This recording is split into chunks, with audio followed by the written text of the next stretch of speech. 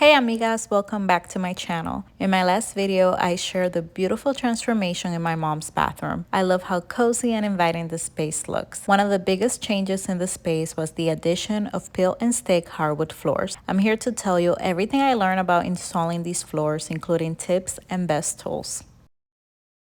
Before installing any peel and stick flooring, make sure to clean the floors really well. In my case, I'm installing them on top of existing ceramic tile, but sometimes it may be subflooring. Whatever the case may be, make sure it's free of dust, or in my case, free of caulking and grout. Please make sure to check out my last video where I show you the process on how I regrouted the tile walls in this bathroom. Also, don't forget to check out my YouTube shorts and subscribe to my channel. I really appreciate you being here. First of all, I had no clue where I was supposed to start. So I ended up installing the first plank in the middle of the bathroom. I guess, in my head, I said, okay, this is the middle.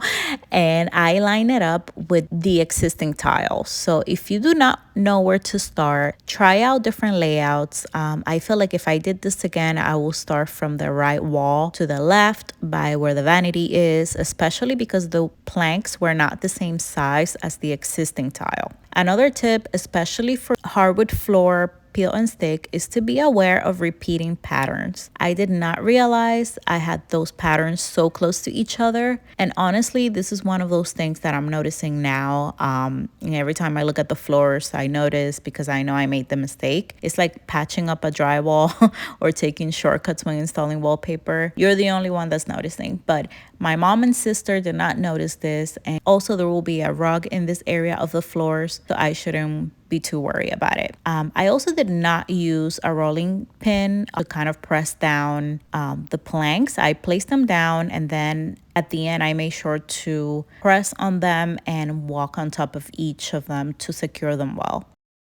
I had a really hard time measuring the intricate corners and curves in this bathroom, and that's because I did not have the right tools. I'm going to be honest, I thought this old utility knife and measuring tape will be enough. Most videos that I saw before installing them did not specify what type of tools to use when installing the hardwood peel and stick floors. I got a ruler from our local CVS, and then, I did not realize that the cutting tool was going to be the problem. This process took me about 2 days to complete because I had to travel back home, but also because I did not have the right tools and I did not take out the toilet or vanity before installing them, which made it harder to access certain areas of the floor. If you're able to take out the toilet and the vanity and make as much space as possible, or if you can hire someone to do that, do it before installing these floors. I tried different methods, including using this craft paper to trace curves and corners. I think it was okay overall, but I knew I could do better. So, I went into research mode when I went back home. And as you can see here, I did not zoom in on the corners.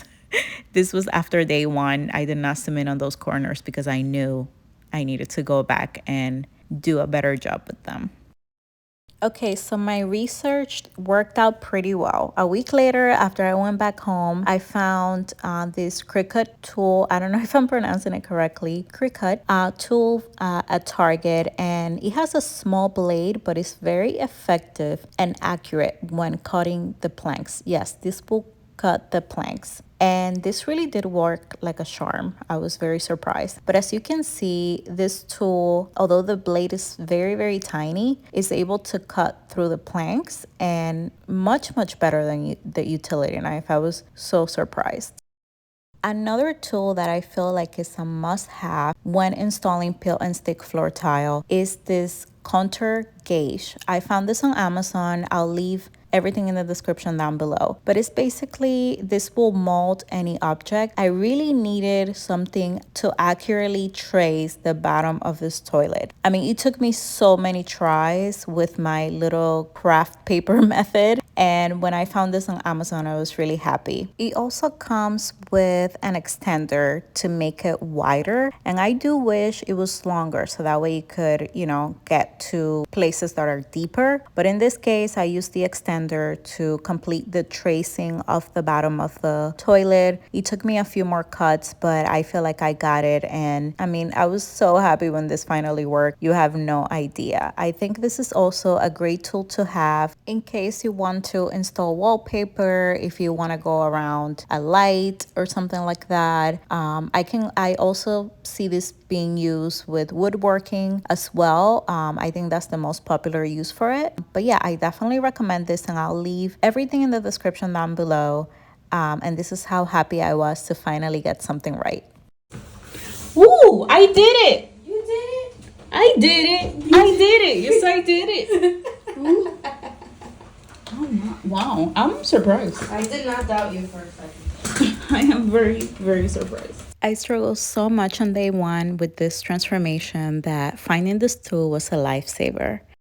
The total cost of this bathroom floor transformation was less than $100. The floors were only $47 at Home Depot. Please let me know down below what you think of this video and especially of these amazing floors. Will you try them at home? Make sure you give this video a thumbs up and subscribe to my channel. Don't forget to hit the notification bell so you know the next time I post a video. Thank you so much for being here. I really, really, really appreciate you, and I'll see you next time.